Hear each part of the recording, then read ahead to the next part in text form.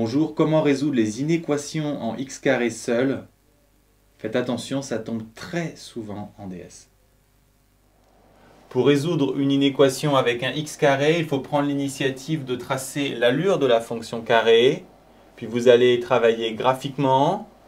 On cherche à savoir quand le carré est inférieur à 4, donc quand la fonction est sous 4. Pour cela, on s'intéresse à ces points qui sont les solutions de l'équation x carré égale 4. Donc, moins 2 et 2. La fonction est inférieure à 4 sur l'intervalle moins 2, 2.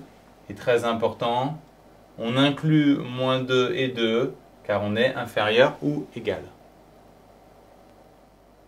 X carré est strictement supérieur à 5.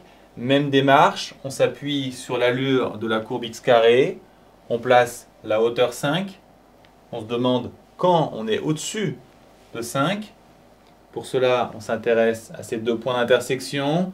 X carré égale 5, les solutions sont moins racine de 5 et racine de 5. On se demande quand on est au-dessus de 5. Donc première zone, moins l'infini, moins racine de 5. On ne prend pas le racine de 5 puisqu'on a une inégalité stricte. Deuxième zone, après racine de 5, donc sur racine de 5 plus l'infini. Et à nouveau, puisqu'on a une inégalité stricte, on ne prend pas racine de 5. Autre exemple, x carré inférieur ou égal à moins 1. On s'appuie sur l'allure de la courbe x carré, on place la hauteur moins 1.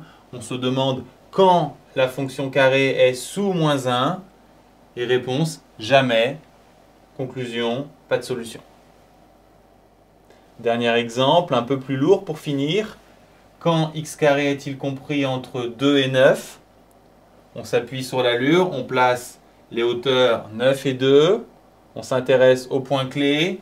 X carré égale 9 en moins 3 et 3. X carré égale 2 en moins racine de 2 et racine de 2. Ensuite, on se demande quand la fonction est comprise entre 2 et 9. Donc, sur cette zone, autrement dit, sur cet intervalle. Attention pour les crochets, on prend moins racine de 2, mais on ne prend pas moins 3, d'où le premier intervalle.